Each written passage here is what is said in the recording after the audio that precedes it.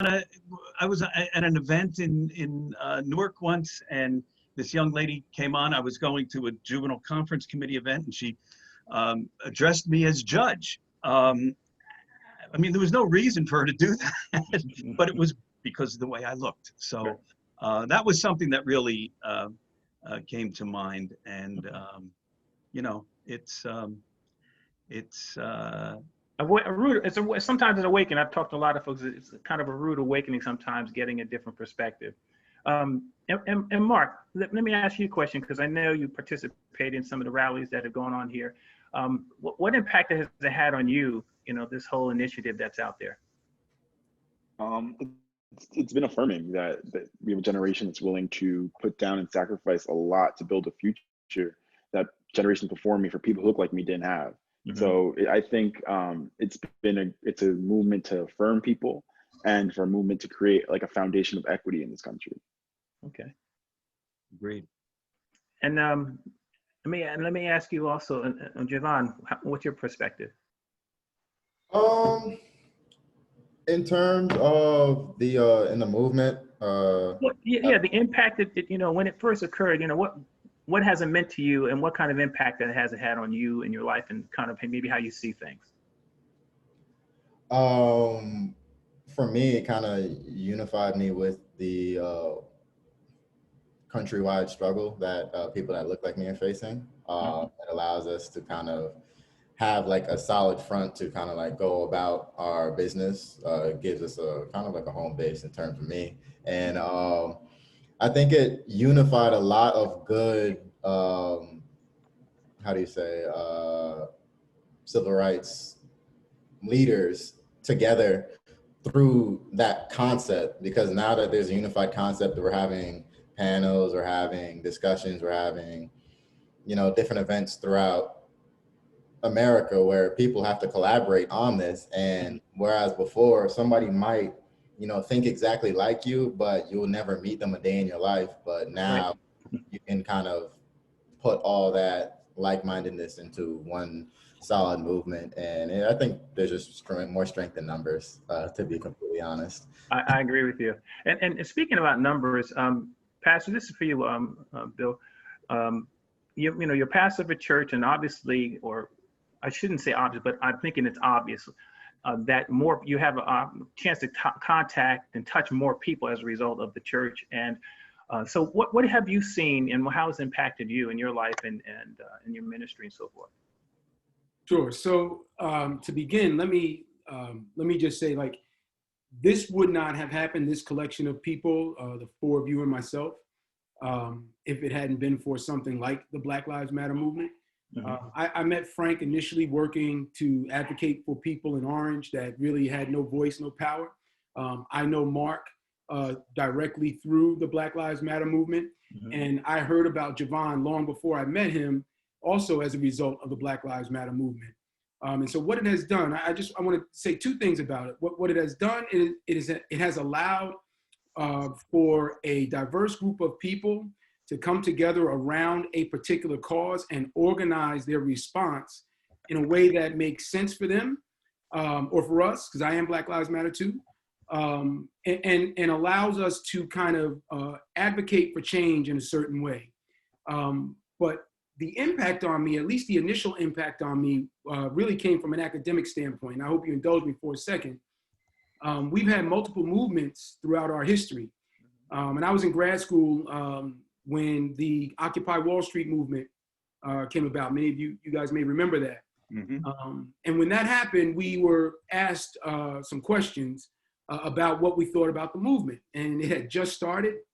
It was garnering a lot of attention, national media, and everyone in the class thought that it would be successful. And I thought it wouldn't. I thought it would fail. And I thought it would fail for some very specific reasons. And I articulated those in the class, and I was a lone voice at that time. One of the reasons I thought it would fail was it didn't have a central leadership that could negotiate for any real change. It didn't have any kind of a structure that allowed it to be to maintain. It was kind of amorphous or like an amoeba, and there were some other reasons too. And then when Black Lives Matter came along, and by the way, I think those were not necessarily deliberate decisions in the Occupy Wall Street movement. When Black Lives Matter came along, I think the decision to decentralize leadership is what has actually allowed it to thrive. Mm-hmm. You have Black Lives Matter movements throughout the country. There's not a single national leader. Mm-hmm. There are multiple local leaders, all united around the same issues, but who have the autonomy and the freedom to advocate for those issues in their own way. And that allows the Black Lives Matter movement in West Orange to be different from New York City or Detroit or other places. And it allows this group or that group to unite around some common issues and then disperse and work on them in their local communities as well.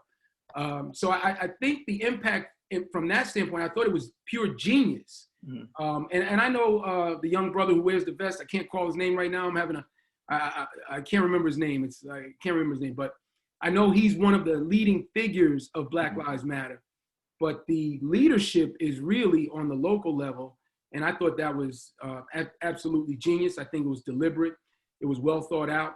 And it allowed Black Lives Matter to grow slowly but sustainably over time. And now it's really a force that can't even be denied. Yeah, I agree with you on that factor. I mean, there's no one group to be targeted to be able to be torn apart, so to speak, as there has been in our history of groups that rise up against what they see as injustice, unfairness, and so forth. And I believe one thing is very true what you said, that as goes the local politics or initiatives, so does the nation. And having said that, you're running for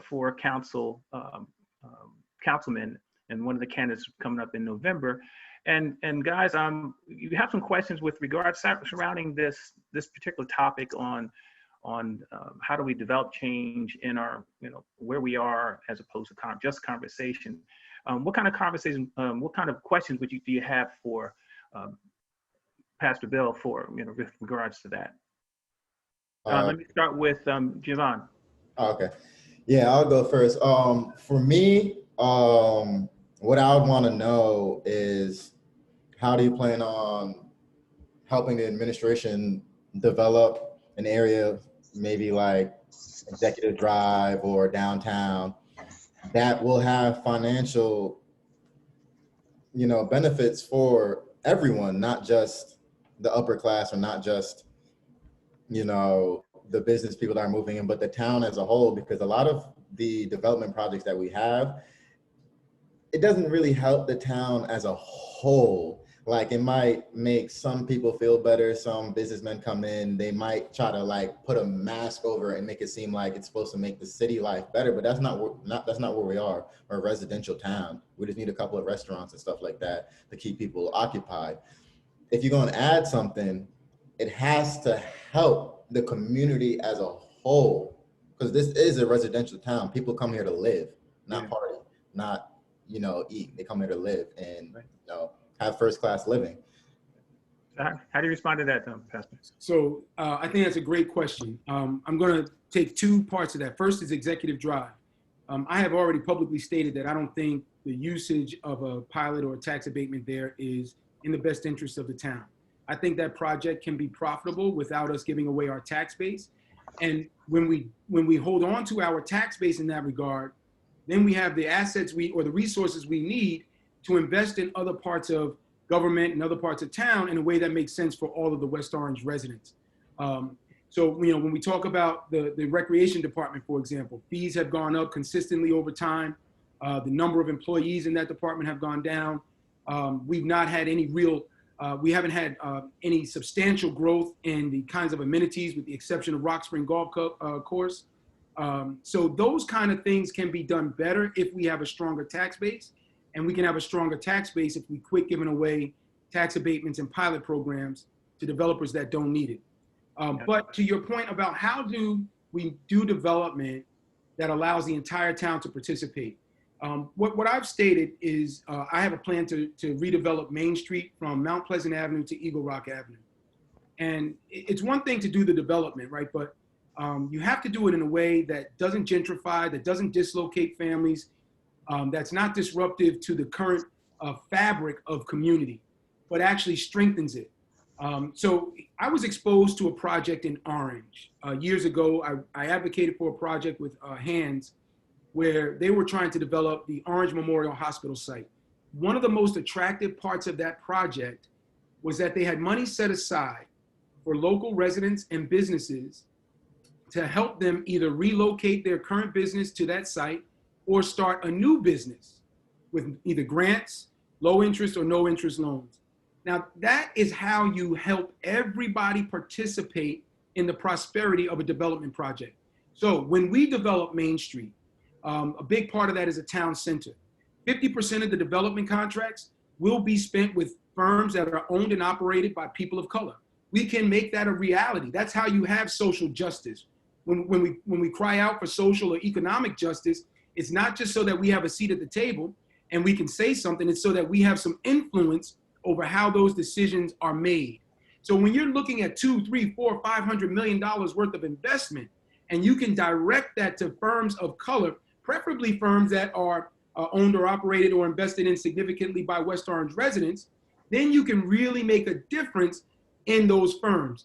In addition to that, we can also set aside funds, either in the form of grants, low interest or no interest loans, to help local businesses relocate to the site. If they relocate there, what we're planning will have increased foot traffic, better parking. It will have experiences that invite people to come and stay all day. So that'll give them the demand that they need for their business to thrive. But if we do the set-asides, if we put aside money to help them relocate, that is a direct wealth creator for them. We can do that not just for our local businesses, but we can do that for residents that want to start a business that are complementary to what we're trying to accomplish on that site. Now, it'll be an application process. We'll have to go through it.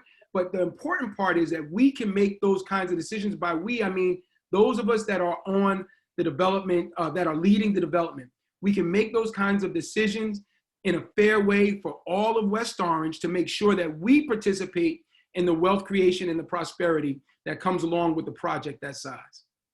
That's a lot. I'm pretty sure. Sounds like you have a lot more to talk about with that, with regard to that. So let's move on so we can get some other questions answered. Mark, can I add something to that? Oh, sure, Frank, go ahead. And just make a comment, just following up on that. Through our organization in Orange, the Hub, we have gotten to know a few young people who are interested in developing their own businesses. And the issue that has happened as a nonprofit, bringing in people to work in our facility to develop a for-profit business jeopardizes our tax exempt situation. And we're now trying to work through this process. I would suggest, Bill, that if we could somehow develop a business development corporation in West Orange, or possibly an incubator kind of setting that would encourage young people to come in and work on developing their ideas for business. And that in that way, it wouldn't jeopardize anyone's tax status if, say, you're doing it through a nonprofit. But I think it could be very helpful. I know when I was living in New Brunswick, there was a project there at the time. I think Christy Whitman was governor at the time. This goes way back, guys. I know you don't remember. Frank, before I don't want to go too far into the weeds. I'm sorry. With this, I think it's a great topic, and it's one that is sorely needed to talk about and try to implement. But I do want to get through some of the questions before we move on to our next topic. Mark, I was just asking you, do you have a question with regards to our initial, the Black Lives Matter effect on you, and a question for Pastor Rutherford? Yes. So with the kind of advent of the Black Lives Matter movement nationally, there's also been calls for defunding of the police and restructuring of what policing looks like, or reimagining what policing looks like in our communities. An issue that we have in West Orange is figuring out, battling between the interests of young activists and our calls for how we want to shape the future, and the interests of things like the police union and the interest they have over their contracts. So into looking into subjects or topics like defunding the police, what do you propose as a solution to meet somewhere in the middle or find a compromise between these two kind of opposing interests? So I think that's a great question. And I didn't get a chance to say this before. And I want to make sure I say it I'll forget if I don't say it now. I've had an opportunity to speak with both Mark and Javon at length, and so these questions are not, they have a very well thought out approach to how these issues affect us on the ground in West Orange. And I think that's important. I think we need to spread that and promote that because that's how we bring about changes, by making sure that folks that actually are entrenched and have a thoughtful process about how they will approach these things have their voice amplified. So to your point though, about defunding the police and so on, what I say to people when I'm asked that question, I have been asked that question during the campaign several times. I've been endorsed by progressives and they say, well, if you're a progressive, do you want to defund the police? And the first thing I say is, our police have already been defunded.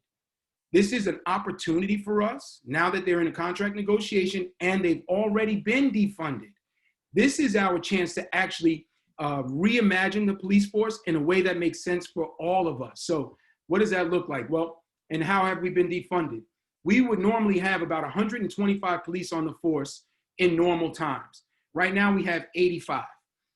Our police have not been, their pay has not kept up with neighboring towns or neighboring organizations, to the point where folks that are in line for a promotion would still make more money going to another organization and foregoing their promotion than if they stayed and took the promotion. We've actually lost competent, qualified police because of that. So now we've got 85 police. We have to reimagine policing. Does that mean we need 40 more? Absolutely not.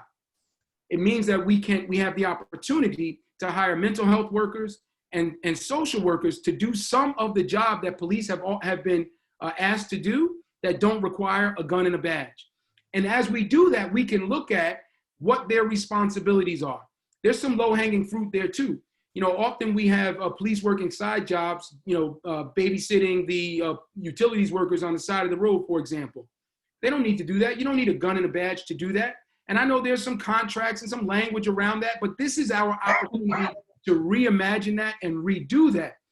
If we pay them well enough, they won't have to take on those side jobs, but then they're also going to be able to focus on a few things less at the police. Now, here's another opportunity. We've had SROs in every school in town at one point.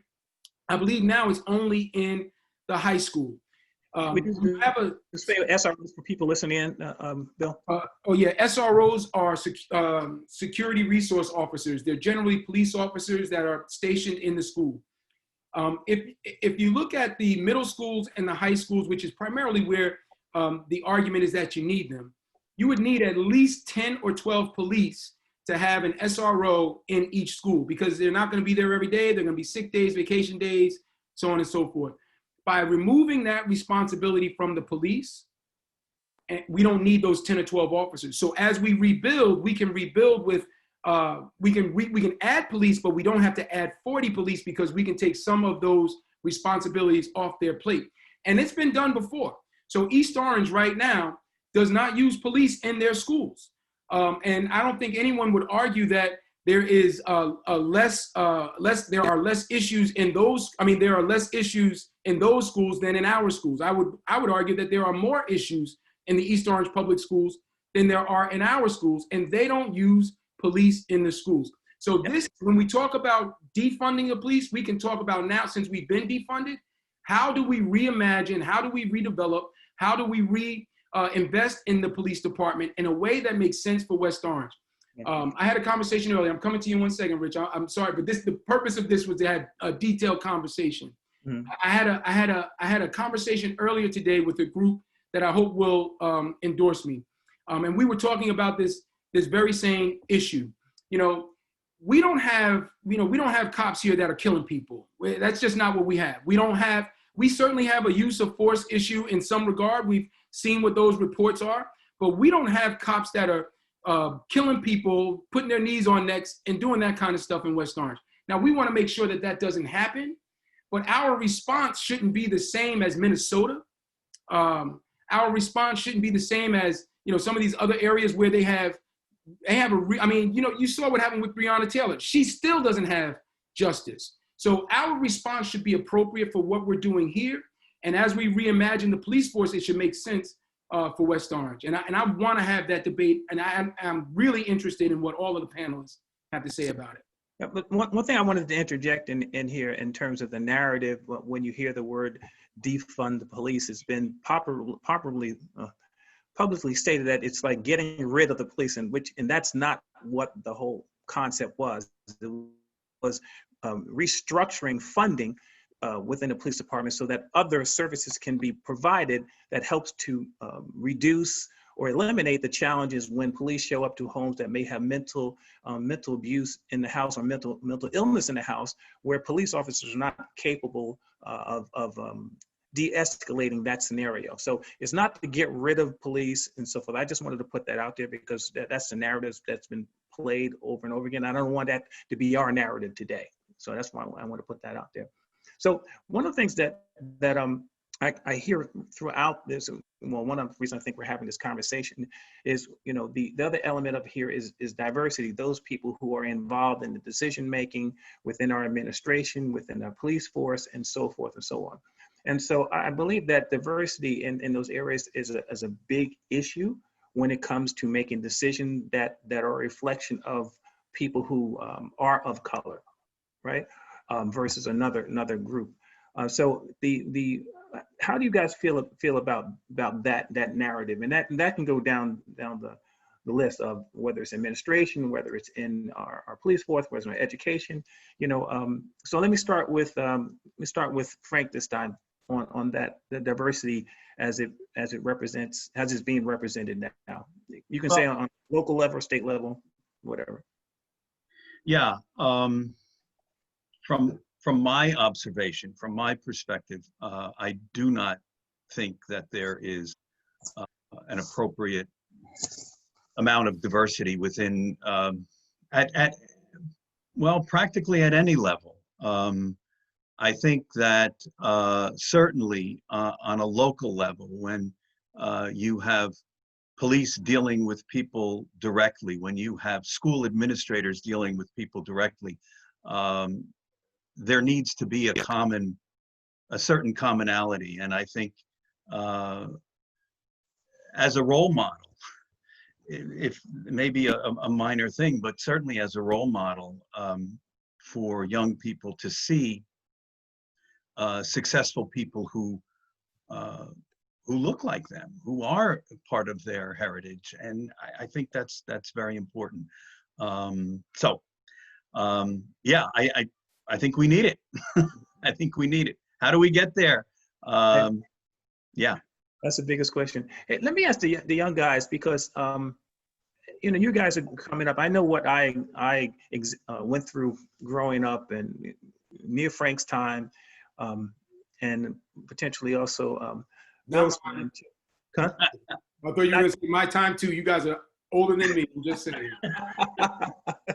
So I wonder, what are you guys seeing out there? Mark, what are you seeing when you hear the word diversity? What does that mean to you, and what are you seeing as it relates to your options, if you will? Yeah, I mean, diversity for now doesn't just mean an acceptance of sharing spaces of people of different colors and backgrounds and ethnicities, and whether you're foreign or from your family's been born in this country forever. It's now being able to say, like, are we being able to live together? Are we being able to share in other people's experiences and value their experiences and figuring out how this can make us a better community? So diversity for me has really also meant it's more emphasis on the inclusion and the equity part that comes after, right? West Orange, I think, is a very good example. We have a diverse community. We might lack representation currently as a man of color, but it's steps. We're working towards how we're creating a better and more beloved community with people from all different types of backgrounds and lifestyles, and how do we make that a cohesive environment where everyone can feel safe and loved and experience some form of joy. And Yvonne, what's your perspective? You're muted. Sorry, I'm muted. Sorry. Mark actually took the words right out of my mouth at the second half of the statement. Diversity isn't West Orange's issue; it's inclusion. And You gotta call it how you see it. That really is the issue. Like, we have the people there. We have many different ethnic backgrounds, religious backgrounds. Is whether or not they're being included in decision making, included in social circles, included in, policing, including in the selection process. Now, what I'd like to say about how this town goes about inclusion, they just make a bunch of excuses. Okay. Now, I sat with the police chief, I sat with the mayor, I sat there, looked them in their face, telling them straight up what needs to be done, and like, the numbers aren't right, and these are the numbers. And it's like, yeah, I agree with you, but what, dude? The police chief says there's not enough good candidates to hire. They're hiring the best. They're hiring from the top of the class every time. I'm like, are you sure, sir? Are you sure? You mean to tell me there's no better candidate than the candidates that you've been choosing that happen to be white? Or maybe there's an issue with, Black people's records being tarnished more easily than a white person's, because no one in the police force is perfect with a perfect background. I know that for a fact because I know some of these cops. I went to school with some of these I had college classes with some of these cops that dropped out of classes that I was taking. Okay. So I know none of them have perfect records. So it's okay. And for you to act like you've been taking even the best out of the bunch that you've been selecting is not true to me. One of the officers that I actually stood in front of at the Black Lives Matter rally that we had, talking about police brutality, next to the police chief, the woman officer that was there, that same officer pulled up on me one night, screaming at me for no reason at all. I don't think she even recognized who I was. Okay. Thinking that I got into a car accident with someone after I told her I didn't have a car accident with anyone, that the person's just pulling into a driveway. She goes, oh, then what's that? Trying to like find a reason to keep interrogating me, right? As soon as she pulls off she's finished yelling at me and whatnot, another cop comes around the corner and another cop comes around the corner. So if you found something wrong with the situation that was nothing, I would have had at least 3 cops up my back. Now, as a Black person, it doesn't feel good. I don't care what the town ordinance is, okay? But there has to be a better way about going about this. These cops want to act like they're scared. You're not scared. You're trained to do a job. I'm scared, okay? Because you got a gun. Maybe you shouldn't have a gun, We're in West Orange. We don't have a lot of gunplay like Chicago or something like that. Maybe you don't need a gun. Right. Maybe we need a smaller unit to handle more violent stuff, because you're pressed about somebody sitting in the street with their hazards on, like you're in the middle of Iraq or Chicago or something like that. No, we're in West Orange. I'm not doing anything to you. So a lot of it has to do with training, and stop making excuses why you can't hire people. As an experiment, I played with a couple of people, Montclair State, that applied to be teachers at teaching school. Okay. I said, there's an opening in West Orange. I know that for a fact because I know a teacher that used to teach me is out. There's also opening in coaching. Okay. Go apply. Both of you go apply. I think it was 4 people. The white guys got interviews. One of them got hired for the student teaching. And that's my boy. There's nothing against him. There's nothing against him. Okay. But I know what it is. It's clear as day. You don't want a certain type of person around. You don't want a certain image around. Okay. I mean, that's opened up for another discussion in terms of the image and what we know about West Orange is, I mean, roughly 43% of the population here is not of color, and roughly 45% are ethnic backgrounds, and Latino and African American. That's the numbers, and so roughly it's mixed between the 2 groups. And the conversation I've had over the years, and this is not just here in West Orange, this is nationally. When you have conversations with people, you're always hearing that we can't find people. There are not enough educated people. And I know, but just on this panel right here, I know everyone knows somebody that you could recommend. We all know one person that we could recommend. And who is at a high level of capability for these positions. And so it goes back to how do we start to change that perspective, and I call it the fear perspective more than anything else. That diversity does not mean that everything that your life is going to change. That diversity means that it's going to be a cornucopia of ideas and thoughts that may be beneficial or should be beneficial for our community. So I say that out to each of you and want to just get your thought process about that. Bill, you were going to say something? Yeah, I want to follow up on some of what Mark said and what Javon said. So first, it is about inclusion. We certainly have diversity, but it is about inclusion. And this is something that has been going on in corporate America for years now, trying to address the issue of having not just people in the room, but a voice that has some influence or authority to help shape policy or to change hiring practices or to have a new way of looking at recruits and so on and so forth. So inclusion is certainly important, but let's just take a step back, right? So this is why I wanted to do this. I think it's important for us to have this kind of a conversation. You know, every person's story should be heard. It's only when people feel like they are heard and that their story matters and that something will be done about it can you really bring about healing in a community. So, you know, I am a pastor. I do lead a religious congregation. And we've got our own challenges, not just in the congregation, but in the community that we serve. High gang population, low income, low education, for a lot of the people that need us the most. And not everybody's like that. Not everybody's in a gang. But the people that need us the most typically come from a very distressed home life and very bleak prospects for changing it. And what is often happened, and I know that's not your stories, gentlemen, but I'm just trying to set the stage here. What often happens is those folks get overlooked. Now in West Orange, historically, we had an up the hill, down the hill. We still have that to some degree. And the down the hill folks weren't always people of color, but that's where people of color moved first. Up the hill, down the hill really was a cultural thing. If you had some money, you could live above Gregory, and if you didn't, you lived below Gregory. And so the people that were below Gregory, their voices were not heard. Their stories were not valued the same way as others.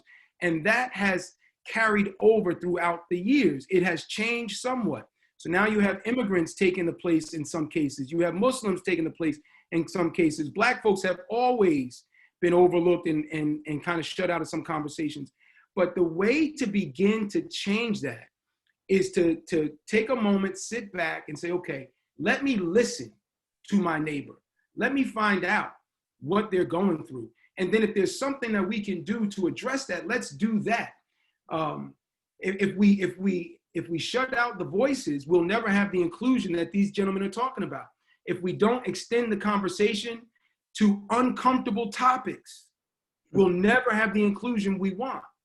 And it is only when we approach that, and I want to say this, I'm not going to go too far and divulge in that, but Mark and I have had some conversations with organizations in town. It's not a part of the campaign. That's why I'm not stating it, giving you the details. But we've had some uncomfortable conversations in town. And it is only by having those conversations can you even begin to do the work of bridging the gap. There's certainly a gap. I mean, we don't have diversity on the police force, but that's not the only place. We don't have it in town hall. We don't have it from a teacher standpoint in the schools. We have some in the administrative level, but not in the teachers. And there's so many other spaces. When you look at our contracts, which companies get chosen to provide services, and some of these contracts are huge. We don't have diversity there either. So unless and until we have these uncomfortable conversations and then have someone who is in a position of influence and authority to actually make change, unless that happens, we're not going to have it. So, you know, when we talk about what can you do, right, there's some things that Mark can do, Javon can do, Frank can do, Rich can do, and there's some things that I can do. There's some things I can do now, and there's some things that I will be able to do when I'm on the council. And that's the important part, is not just having a face at the table, but having someone who's willing to have the uncomfortable conversations, to reach out to people that they may not agree with sometimes, and begin to do the hard work of healing, of bridging the gap, and bringing out an outcome that's better for everybody. Last thing I'll say, and I'm gonna throw it back, because I want a conversation on this. Okay, I think that's why people are listening. Right. You know, these conversations are uncomfortable, but we have to create space to have them. Right. And that requires us to take a step back, remove a little bit of our own ego. You know, Frank started that out by saying he was, when he was made aware of it, he was in grad school. When he was made aware of his own privilege, he was in grad school, and that forced him to look at his own personal story, his own personal success differently. We have to take an honest look at ourselves. I'm not just talking about the 6 of us, or the 5 of us rather, but every one of us that's in a position in town to make a difference. We got to take a real hard look at ourselves before we start engaging other folks, so that when we engage, it can be done in a healthy manner. And here's the thing, though, that this is what I find is difficult. You mentioned earlier having that difficult conversation. You know, Men Make a Difference in Us, we started doing these town hall discussions years ago. We were one of the first groups to put that into place.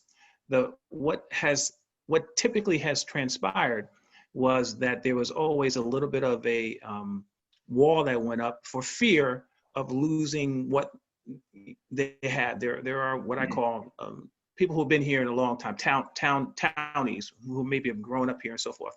I've been in town maybe 25 years, and the conversation has still been the same. We know we need to have the conversation, right? The question is, how do we have the conversation, and in such a way that the people that are in power continue to have it, and then there's something that's being put in place. I was speaking to Javon earlier, and we were talking about how a lot of times we're placated, or people are placated. You know, you have a conversation with the administration, the mayor, or some council people and so forth, and they've agreed they'll move in a direction, or maybe they'll put something in place, but the actual implementation of that, whatever it is, doesn't take place, or it's going to take some time, you know, and more people have been waiting for time for a long time. I don't know how much time we actually do have, you know what I mean?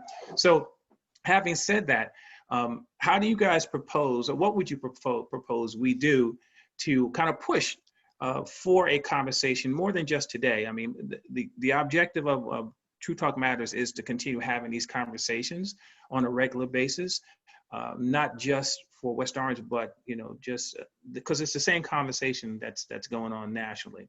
So do you guys have any suggestions or ideas on how we can continue having these type of conversations? Let me start off with Mark. I'm sorry, you cut out at the end towards there for me. I was just trying to get my audio back. Repeat it. I was just asking, do you have any ideas on how we can continue having these conversations to be able to push this past just a conversation and push it into potentially having a policy or implement some type of law or whatever that actually makes it that everyone has to follow? You know, if you had what would you suggest we do? Well, I think there's multiple methods and ways in order to get involved with this, like, movement of turning conversations and discussions into action, into lifestyles, into policy, right? Something that will ground us in these beliefs. I think a major part of it is keeping the energy West Orange had around the Black Lives Matter rally for years to come, so that this not become a moment in history, but rather a movement that is continuous and will move and will change, and we'll have further discussions in it. And for someone like me who's a student, hopefully throughout the public school system, as not just a part of talking about history, but a discussion at the lunch table and then back in the classroom as well. And from on the outside of that, it's discussion parents have between teachers and administrators and themselves, or at PTA meetings. And what does racism, discrimination, what does that look like in our public school system?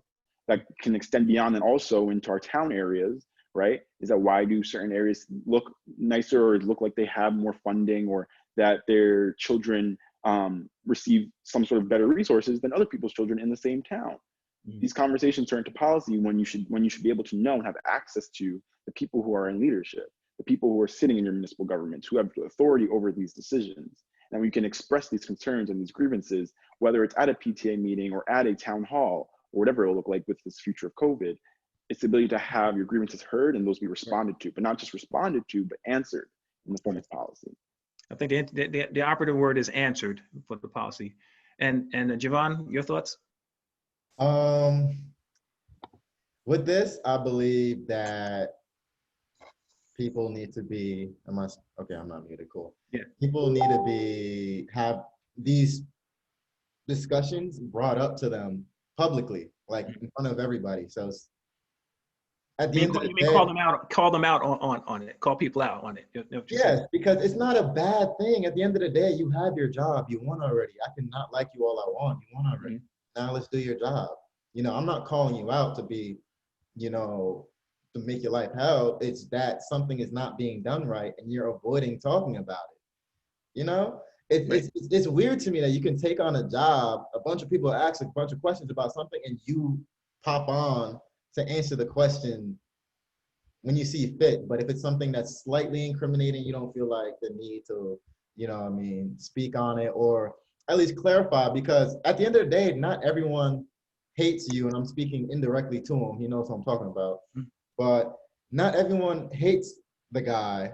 Not everyone hates you. It's not everyone's out to get you. It's like, dude, you're blatantly doing stuff wrong.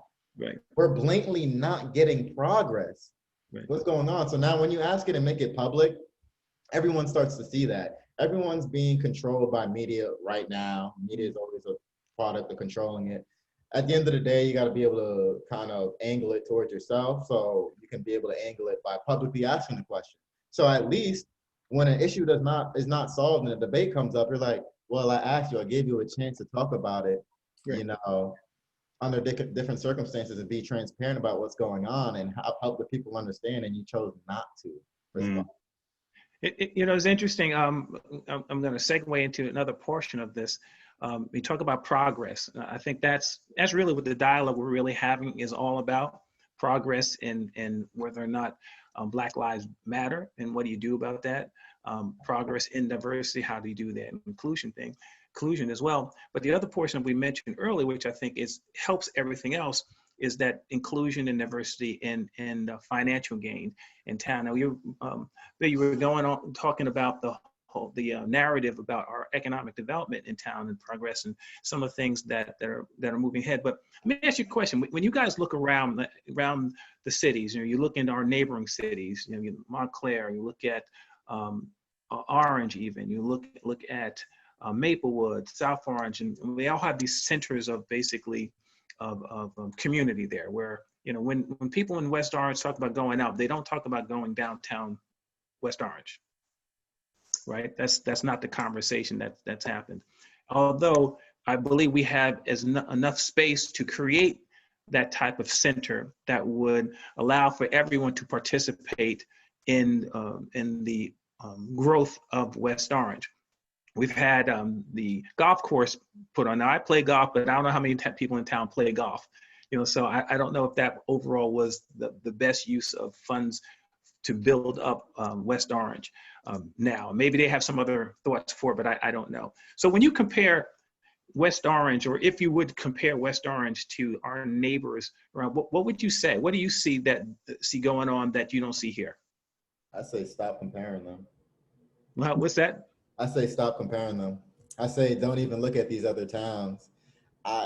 There's just certain things that South Orange can do just based on their landscape and the type of people they got that Right. we can. There's certain things that Livingston can try to pull off, you know, for their community. I think we just need to draw a blank slate and come up with a West Orange plan and stop trying to reinvent a wheel that's already, you know, been rolling in other places that's not West Orange.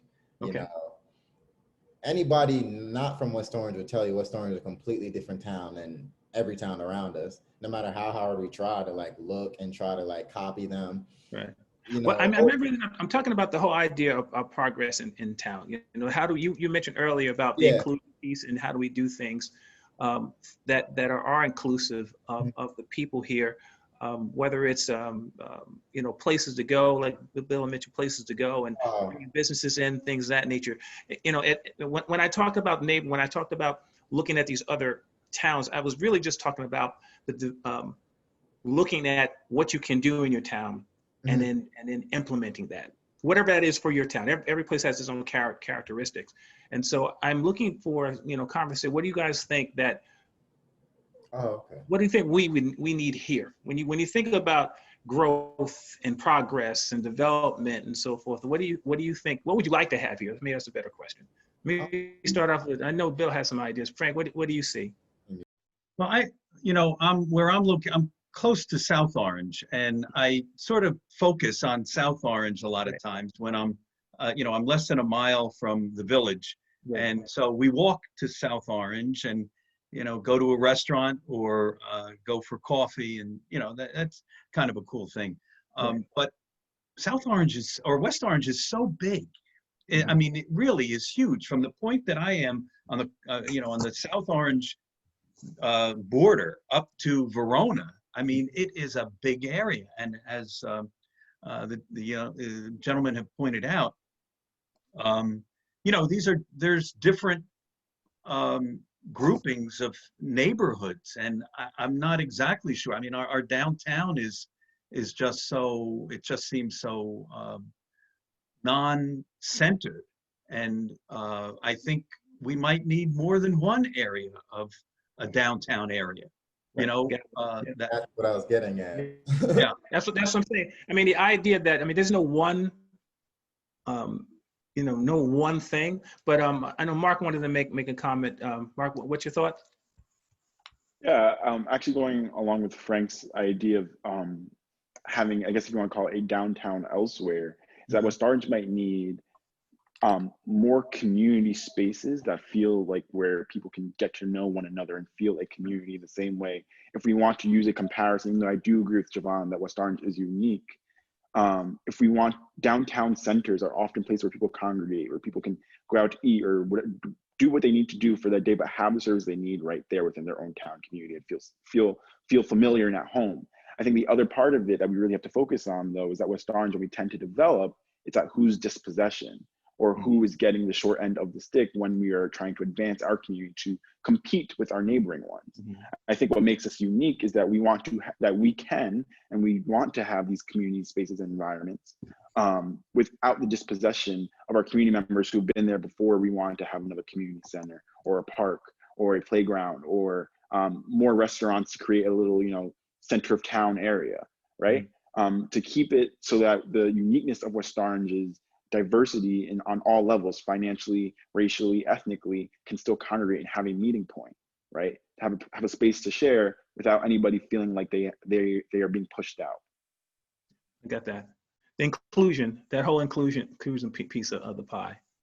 And Bill, yeah, I know you have. I know you thought about this particular subject a lot. I like the idea. I mean, when we talked about more community space where people can congregate, without people being displaced. I'm not sure if the town has ever thought of it that way in terms of creating multiple spaces for that, as opposed to looking at one space like the Main Street. We're going to develop Main Street, but not looking at how do we actually manage a development that can be a center, but separate centers. I'm not sure. Have you ever heard that kind of talk about being developed for the city? So right now, when we talk about this in the campaign, some of the response I get is, well, we'll have this at Essex Green. You don't need to develop Main Street. We'll have it at Essex Green. And to the points that have been made by all three of our panelists and the moderator as well, West Orange is big enough to have more than one space. So it's not that you have to develop Main Street or Essex Green or something else. All of them can have attention. All of them can be developed. They can't all be done at the same time. But we can put together a plan that makes sense for touching each individual part of town. When I talk right now, I'm just talking about the Main Street corridor from Mount Pleasant Avenue to Eagle Rock. But the Valley Arts District is another opportunity for us to really reimagine that space in a way that makes sense for West Orange, and really bring out the performing arts, music and dance and the visual arts, painting and pottery and sculpture. I mean, we can tell a story there and provide a space there and resources there that really attract and encourage and promote the arts. So it's not one or the other. And this kind of gets back to what we were saying before, like, how do you create this inclusion? You've got to start by finding out what you have in common. I've had some really difficult conversations in this campaign, and we've touched some nerves, I'm sure. I can't see the Facebook comments, but I imagine that as people watch this, we probably touched some nerves. The important thing, I think, for each of us is to start at a place where we have something in common and then grow from there. Look at what the opportunity is to work together on something that makes sense to both of us or each of us or whoever's at that table. Find that thing and then start your relationship there. You know, I think it's important. I'm clearly not the mayor's choice. That's no secret, right? I mean, it's obvious. You guys have gotten the mailers, whatever. I've not been endorsed by some of the council members, but I have been endorsed by Cindy Matoot Brown. So, you know, it's not about if someone disagrees with you that somehow they're an enemy or a horrible human being. And if we continue that kind of perspective, we will never make progress. I mean, the ultimate goal is to have this community be inclusive when it comes to shaping the direction that West Orange is going in and what our future as a community will look like. If we're going to fight each other all the time, it's never going to work. It's just not. We have to find a way to start somewhere where we agree. Now, if we don't agree on anything, then we're going to have to get some new people in. I mean, that's just how it works. Right. You're going to have to get new people at the table. If you can't find a single thing to agree on, we're going to have to get new people at the table. But usually, if you speak with someone long enough, you can find somewhere that you agree. Let me give you this one example too. I want to come back to something Javon said. You know, we had a real good conversation a couple months ago. It was a long time ago. Can't remember how long, but it was a while ago. And we shared some common experiences. I'm much older than he is, but from my young adult days and his current days and a little bit younger for him, we shared some common experiences. But the difference is, you know, I've lived 20 years since then, or 25 years since then. Mm-hmm. And I have a different perspective over those 25 years that I can bring to bear to help him as he makes these decisions now. And what was important in that moment, I didn't know, that was our first conversation. Javon was willing to listen to me, and he was willing to listen because I was willing to listen to him. If I had been a jerk to him, if I had, you know, say, oh, this, that, or the other thing, or you don't know what you're talking about, it wouldn't have mattered. The conversation wouldn't have gone anywhere. Right. But because I was willing to listen and he was willing to listen, we were able to start working on a relationship that I hope will last a long time. Same thing with Mark. Same thing with Frank. When we got started, Frank and I met each other. I think it was around trying to get Orange. It might have been a sanctuary. No, you know what it was? It was the Main Street, the equity. I can't remember what it was. It was something fueling Main Street. Fueling Main Street. Fueling Main Street. And part of that conversation was, how do we get these people that have been overlooked and underserved involved in a way that will help them strengthen their families and increase the wealth in their household? Now, Frank and I came from different perspectives, but both of us were open to the conversation. I wanted to hear what his perspective was, and he wanted to hear mine. And that started a relationship that is now multiple years long. We've got to take that same approach at Town Hall. We got to take that approach when we're negotiating contracts. We've got to take that approach at the Board of Ed, in our schools, throughout the town. And when we do that, then we get better outcomes. Then we don't keep fighting the same battles over and over. Let me ask you a question, because that's one of the concerning topics whenever we talk about this, is that our conversations have been going on for years, the same topic and the same conversation for years, different people, different faces, but the same topic, and trying to get past it is I think what we're still talking about. But I want to go over to Frank for a minute. Frank, you work with the New Jersey Institution of Social Justice. What did that? I mean, I know you weren't there long, but what did that represent? What was the goal of that initiative at the time? Well, it was it was a wonderful experience for me. Cornell Brooks was head of the organization at the time, who later went on to, for a short period of time, to become head of the NAACP. He was an attorney, an advocate for just the underserved populations. And the energy that came from that, the commitment that the folks had to level the playing field, to give opportunities to people who haven't had opportunities through the workforce development program, was just phenomenal. And they were tireless. They were tireless advocates. And I mean, that was inspiring for me. I just loved being in that kind of, around that kind of energy. And I I hear that in the young people who are in Yvonne and Mark here, and certainly in Bill's comments about the city. And I think for me, just jumping back to what was said just a little bit earlier, you know, understanding takes place, a conversation takes place when, as Bill pointed out, when someone's speaking and saying something that they feel strongly about and someone is listening, and that there is true communication. I think this is a wonderful forum. It's a small group that's exposed to a much larger group.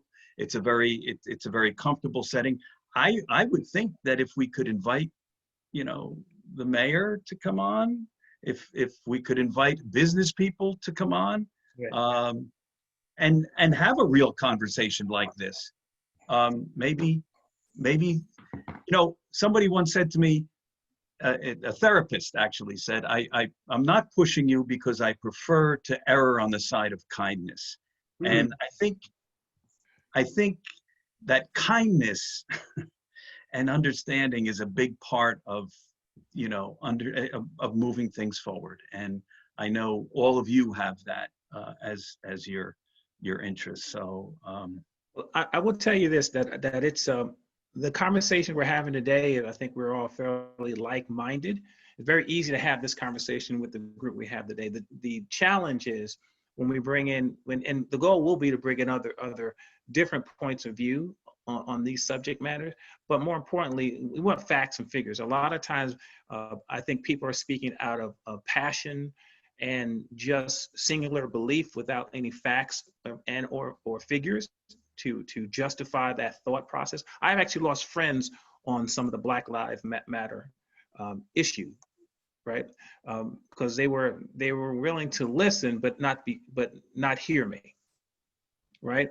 And that sometimes happen, and we have to acknowledge that that's going to be the case in some of this, you know, because not everybody's going to get, you know, how we think or how we feel about things, because most people are not in our shoes, right? Frank's, I think, is probably in a unique place because he's been around the issues that we're talking about and seen it for himself. Most people do not see the issues here as issues, and to a large extent. When you give. Let me challenge you on that, Rich. Let me give you an example. As I drive around West Orange, so just the other day, I drove down Northfield Avenue, and as I approached the corner of Northfield and Gregory, there was a single woman out there. This was in response to the indictment for wanton endangerment of the one police officer with regard to Breonna Taylor. There was one woman out there protesting by herself. A week before, and she was there for a long time, and she was serious about that. And she was, you know, a white woman who just went and did it on her own. Mm-hmm. No prompting, nobody asked her to do it. It wasn't like she was staging something. She didn't have a camera crew. She wasn't taking a selfie. Right. She went and did it because that's what she felt compelled to do. A few days before that, they had all four corners occupied by people protesting with regard to Breonna Taylor, and none of them were Black. You know, one of the things that we've got an opportunity here, right? There are people that are listening. You know, there are some people that are going to be knuckleheads no matter where you go. Some people are going to be disinterested or uninterested in your issue no matter where you go. But West Orange, we've got an opportunity here because it's been diverse for so long. Right. To really show the rest of the county, the rest of the state, even the rest of the country, how people can get along. And it's not just about Black-white issues. I got to bring in the LGBTQ community. I'm a pastor, right? Mm-hmm. But I preach this at church. It is much harder to stand up and advocate for that community in a Black Baptist church than it is the political campaign. But right. I do it anyway because it's right? And so when you have folks that are willing to step out of their comfort zone, you've got to capitalize on that. And I think that Black Lives Matter march that we had several months ago, 3,000 people, diverse, and most of them were from West Orange, and people were listening. And if you walk through the crowd, people were talking to each other about issues that matter, and some of those things were uncomfortable. Like, this is the moment we have to capitalize on that and really create something that is far more inclusive. And the benefit of that is you get better outcomes. Right. You don't have the same fights over and over again. You don't have the same issues over and over again, because now you've got voices at the table that are really willing to make the change that's necessary. Come on, I want to hear the feedback on that. Now, I'm in agreement. You have something to say, Giovanni, like you were just biting at the. Yeah, I was holding my tongue for a little bit. I didn't know what to say. Two things. I think Bill and I spoke about this before. The people hired to do the planning for these development need to be up to the job. I'll leave it at that, because until further things are done, you know, that'll come out to light. But anyways, another uncomfortable thing that maybe these West Orange planners don't want to accept or don't want to say, but is all too obvious not to. But if you're going to develop Main Street, you're going to have to talk to Orange. You're going to have to involve Orange. You're going to have to deal with them, you know? And I think that's one of the real reasons our projects aren't working, because they're trying to keep projects that will try to exclude a certain group of people, and they're trying to, you know, trying to make it in a way where it's not for them, it's for these other people. It's not going to work. You're going to have to talk to Orange if you want to develop Main Street. And, you know, if you don't want to talk to Orange, you're going to have to move it. I'm sorry. I would tell you this. Bill mentioned earlier, HANDS is one of the groups that develop the downtown and the Valley area. They're the main developers. I was a board member for HANDS for a number of years, and the goal was to build up an artist area, which they have done. Some of the buildings they've done. There is one of the buildings right down the street that are all artists. You know, they're photographers, they are painters, they are musicians. All the things that West Orange is. I mean, on my block alone, there's a number of musicians that, you know, we have a wealth of people around here. And you're right. I think that, you know, it's inclusion is everything. Inclusion is just not here, you know, and it's to build a better mousetrap. You had to get some other people that see the mouse differently as well. Now you're going to jump in there, Bill, to say something? So he's exactly right. If we're going to develop Main Street, we have to talk to Orange, right? And it's going to be good for the Orange side of the border too. But we used to have a better relationship with Orange. It's my understanding that we used to have police officers that work both sides of the border, the Orange and the West Orange side, that work together. We had one development. You know, there's an argument about how well it was done, and I don't necessarily want to have that argument. But we've had one development that was done on both sides of the border, and then we have the Valley Arts District that does encompass both Orange and West Orange. The problem is it doesn't get the attention it deserves. I've worked with the folks in Orange. I know all of those folks. I already talked to the mayor of Orange about this transportation project, which would be a part of the Main Street development. If it's going to work, we've got to tie it into Tony Galento Plaza, which is a Midtown direct train station. Part of that is in Orange.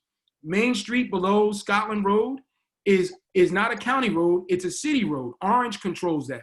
So if we're going to do it, we have to have a conversation with the county. We have to have a conversation with the city of Orange. And if we do those things, we can get a better outcome. That's what we're getting. It's about the approach you take to these kinds of projects. If you are willing to listen. This campaign has taught me a bunch of things.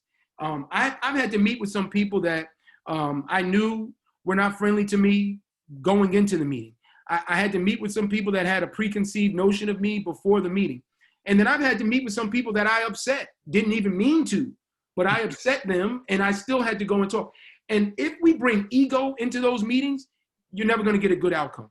If it's all about what's in it for me, you're never going to get a good outcome. We've got to change that and see how can we benefit in this particular regard with development. The we is West Orange. The we is the Main Street corridor. The we is the Valley Arts District, but it's also the Orange side of that border as well. And yes, it'll be good for them, but who cares if it's good for us too? Right. We want to make sure that we get a good outcome. And if it helps other people, God bless it. Hey, I want to change the subject slightly. I got some questions that came in, and this is regarding regarding inclusion. So in the West Orange, one of the things that has come up recently are the seniors, about the seniors. We have about seniors, absolutely. but over 18% of the population are over 65 and who are challenged by some of the things that are going on here.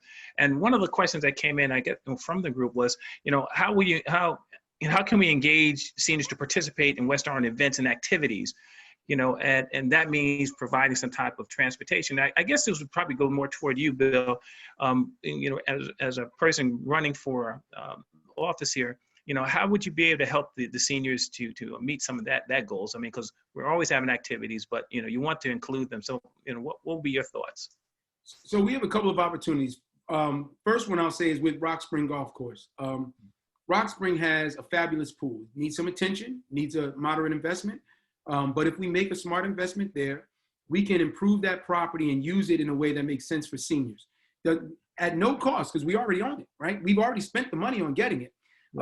We have to make some investment in it if we're going to keep Rock Spring the premier space that it is. So we can use that pool for senior citizens. We have a jitney that runs in the morning and in the evening. Mm-hmm. And during the rest of the day, it's just sitting idle or largely sitting idle. We've already spent the money on the jitney. The incremental cost to pick up seniors from senior buildings or specific locations in town and bring them to the pool 2 or 3 days a week so they don't have to compete with anyone else to use it, that's an incremental cost for us. It's nominal, but it makes a world of a difference to them. That's just one of the things. I don't know all the answers, but what I'm willing to do is create a senior citizen advisory board, and listen to them. Right. Let them tell us what they want and need. That doesn't exist right now. And Frank, you're the resident senior on this conversation. What are your thoughts? I've been giving some thought to this a little bit. My wife and I are both retired. I've been here for 20 years. I love my house. We're very active. We're very healthy and we're very active. But we would want to stay here. Stay in place, retire and remain here. The biggest burden right now is property tax. I don't have children who are in the schools. I don't utilize, although I appreciate certainly the protection and the services that are here in West Orange, and certainly realize my need to contribute to them. But I think with people who are active, and maybe there's a way where if you get involved in some activity as a senior, you can get certain credits that might go against your property tax, or maybe something along those lines that could lessen that financial burden a little bit, because fixed incomes and all that kind of stuff, taxes continue to go up. So I think there's probably some ways to do it, and I would certainly be interested in talking about it. Let me just say one thing real quick, Rich. So I am fully supportive of that. We have to allow seniors to age in place. Everybody doesn't want to move to a senior building. Some people want to stay in their home. They want to walk their neighborhood. They want to talk to their neighbors. They want to see the kids that they watched grow up over the last 20 years or so. And there's a way to do it. We have to be smart with our budget. We have to be smart with our taxes. But there is a way to do it. And I'm fully supportive of figuring that out together. Right. You're talking about around the services associated with seniors staying in the areas and access to other available resources. That's one of the things you're talking about, Bill? Yeah. So, there's a senior freeze, and we know, that's something that's a statewide program. But in addition to that, we know that most seniors don't have any children in the schools. That's 2/3 of our budget, or almost 2/3 of our property tax bill goes to the schools. There's something that we can do there. We can't do it now because our budget, we just had an 8.5% increase 2 years ago, 2%, almost 2% last year. Due to COVID, we may have a shortfall this year. We've got to get our budget under control, but that's why it's important to get it under control so that we can reinvest in seniors as well. They are a vital aspect of our community. I come from a family, and I don't disparage anyone from making whatever decision they want to make. But my family, we're not sending my mom and my dad to a senior, a senior, an old age home, so to speak. They will be taken care of at home, regardless of what it costs my sisters and I, regardless of the sacrifice we have to make. They will live with us and we will take care of them. We're not going to have them being in some nursing home somewhere and forgotten about. Now, I'm not disparaging. Again, everybody makes their own decision, but people should have the ability to make that decision. Right. And it's increasingly more difficult when you look at the costs that are involved, especially when it comes to property taxes. And let me now here with the young guys here, Mark and Javon. You're here talking about seniors. I'm not sure if you have any comments to make. But what's your thought behind the senior population and Javon, you want to try to put something in there? Yeah, I'm sure there should be some type of freeze for like their tax rate. If like you can review their situation and they don't have any kids in the school system and all these things they're paying taxes for, they actually don't get to see any of it come to fruition.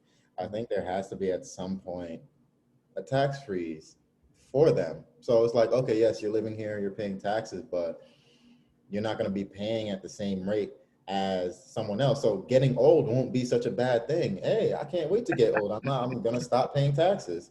You know, meaning my taxes are not going to go up anymore as soon as I get old. Like being old won't be a bad thing. You know what I mean? Because you did your time on earth. Like you paid your property taxes here, well over to fund generations and generations and generations of kids to go to school. So for me, I think they should at least, you know, get a tax free. So the ones that own homes and stuff like that, and maybe senior living shouldn't be as expensive, because then when you think about it, when you get to a certain, so it's like, okay, certain people can afford to have their own homes. So they need the choice to not have to go through senior living. Some people can't afford senior living. So senior living was never a choice. So they're home anyway, you know, or there's a lot more to the conversation, but I think in terms of Absolutely. the taxes going up on seniors, I think that has to cut it out, because what are you taking their money for?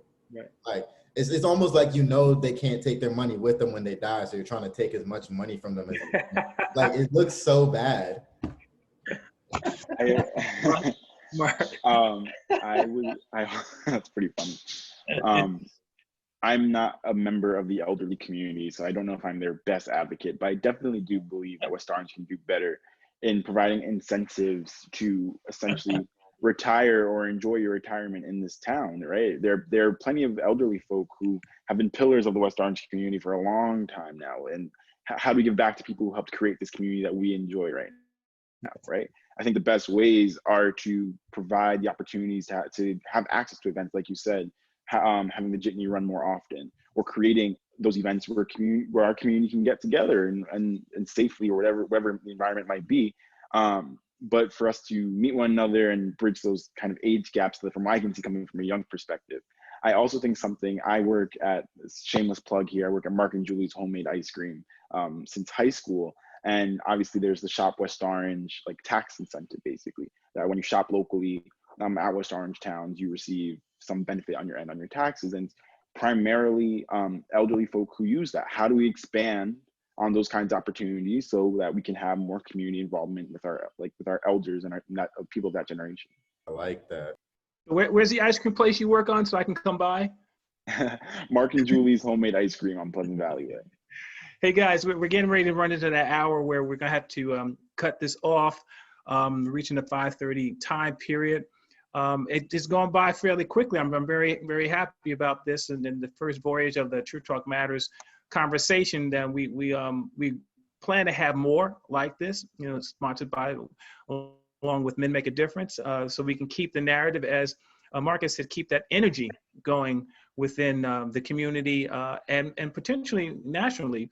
We get enough people looking at this and then getting other people on here. We can get some more of the politicians that are either statewide or assembly, people who actually are putting these policies into place, and have them put them on the hot seat as to what they plan to do, and how do we make this not just another conversation, so that in 10 years or in 30 years, when Mark and Javon are us, you know, they can look back and say, well, a difference was made. I think that's the real key here. We want to see a difference was made. And I think Frank would like to see it in his lifetime. I also would love to see it in my lifetime. And although Bill's not as old as we are, I know he wants to see it in his lifetime. So I want to thank each of you, Frank, Mark, and Javon, for participating, and Bill for participating. in this, answering the questions, having what I feel has been a great conversation about some of the topics that are not very easy to always talk about. And I really appreciate your guys' candidness. And Bill, in closing, I know they've asked you a lot of questions, so I want you to provide you the opportunity to give your thanks or last words in closing here.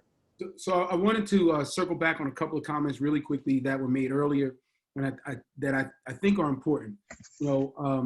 When you asked Javon and Mark in particular about how do they make sure that this moment, the Black Lives Matter movement, doesn't die out, Mark's response was, we have to keep the energy up, and Javon's response was, we have to call them out.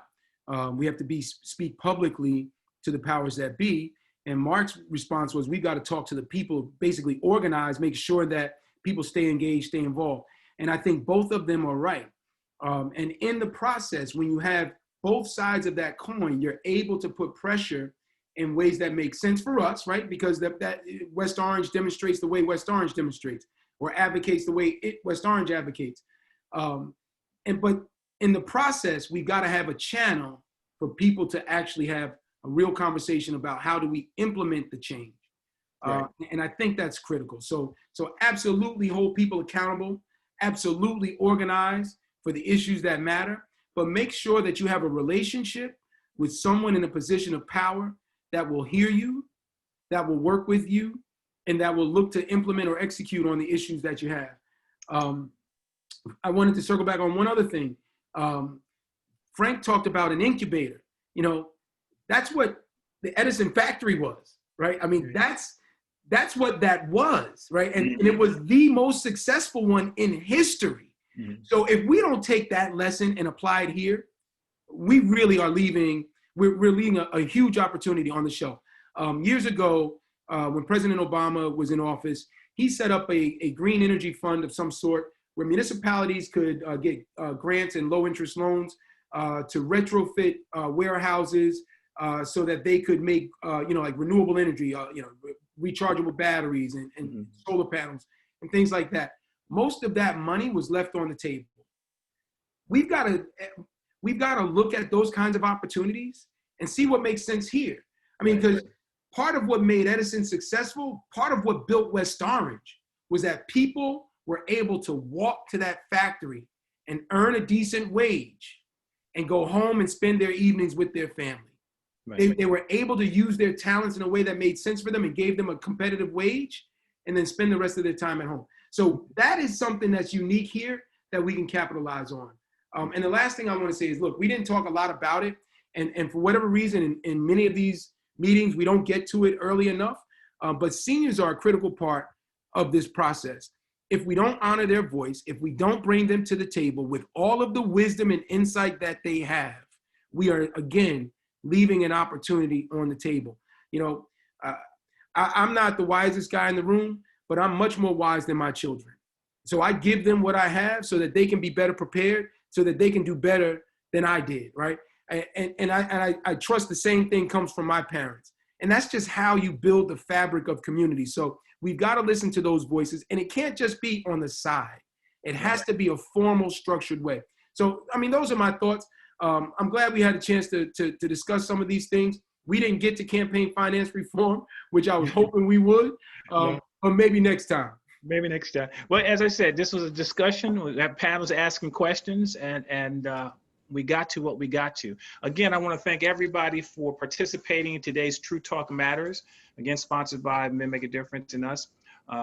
Everyone who's listening, I want to thank you for taking the time to stay online and to hear our thoughts. Any ideas you have about who we should be talking to next, please, send a text or something, that we can maybe follow up the next True Talk Matters. So I want to say again, thank you for spending some time this afternoon. My name is Richard Everhart Groves Jr. of True Talk Matters, and see you next time. Thank you, guys. Thank you. Thank you. Nice meeting you all. Thank you. Nice meeting you. Bye-bye. Thank you. Let's get some women on here next time. We didn't. Yes. I feel bad because I was just having a conversation about how underserved. What did I say, Kunaya? Are we off the? We're off. I stopped the live stream. We're still in the Zoom. It's still recording. I just want to make sure before everyone starts. Oh yeah, no, we're off. Yeah, no. Should I stop the recording now, or you can stop the recording now. All right, awesome.